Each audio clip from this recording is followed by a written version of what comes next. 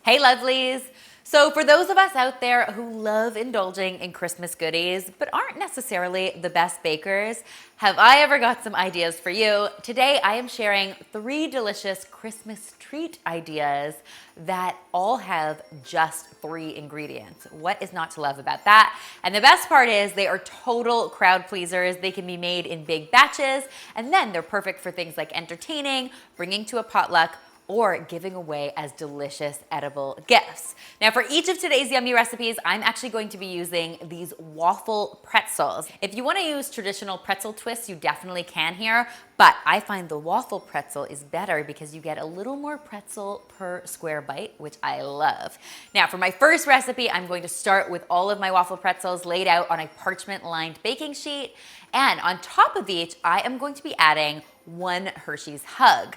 Now, if you're not familiar with these candies, they're basically like Hershey's Kisses, except they're a mixture of white chocolate and milk chocolate. They also make these in a peppermint flavor, and I think that would also be really super tasty. So go ahead and use whichever version you want. You just want to make sure you have 1 hug per pretzel, and then you can get these into the oven at 300 degrees Fahrenheit for between 3 and 4 minutes. All you're looking to do is have that chocolate soften up a bit, because when these come out of the oven, we're going to top each one with an M&M. Of course, because it's Christmas, I am using festive red and green, but you go ahead and use whatever color M&Ms make your heart happy. In fact, you could top these with really any candy you wanted to.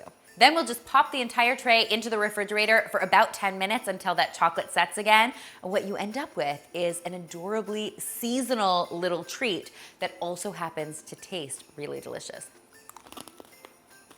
Sweet, salty, crunchy, I bet you can't eat just one. And honestly guys, these pack up so well, they make such an awesome gift. Our next festive flavor today is inspired by another one of my favorite holiday treats, chocolate turtles. So of course they involve a lot of chocolate, some caramel, some pecan. What is not to love about that?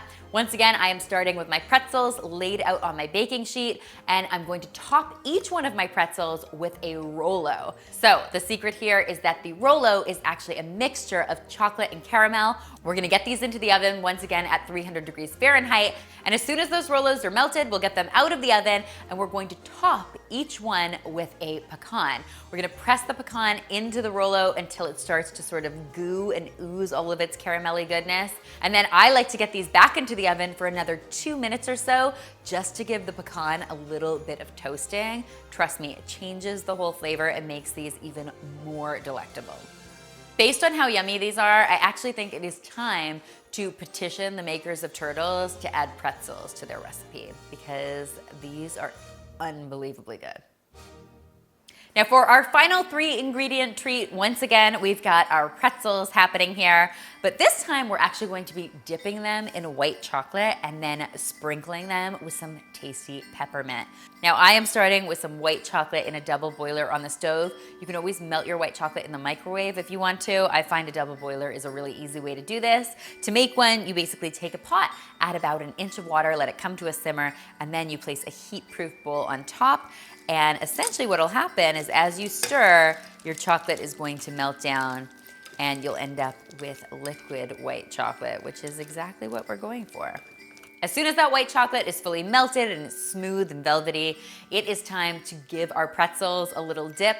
I'm dipping half of my pretzels into my white chocolate on a nice diagonal to create a pretty pattern.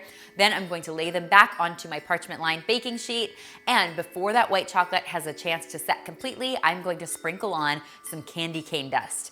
Now, you can either buy candy cane dust at a bulk food store, or you can just pulse up some candy canes in a food processor, or just beat them up with a rolling pin. That's actually what I did.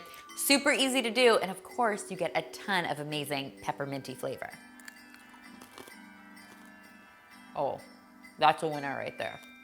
Honestly, guys, what could be easier, but seriously more delicious? I love all 3 of these ideas because they can be made in huge batches and enjoyed in huge batches.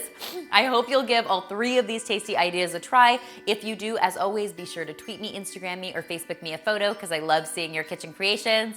The full recipes, although you probably won't need a recipe, are in the description box below. You can find them there. And finally, if you haven't already, be sure to subscribe, because there is lots more deliciousness where this came from. Merry Christmas, guys!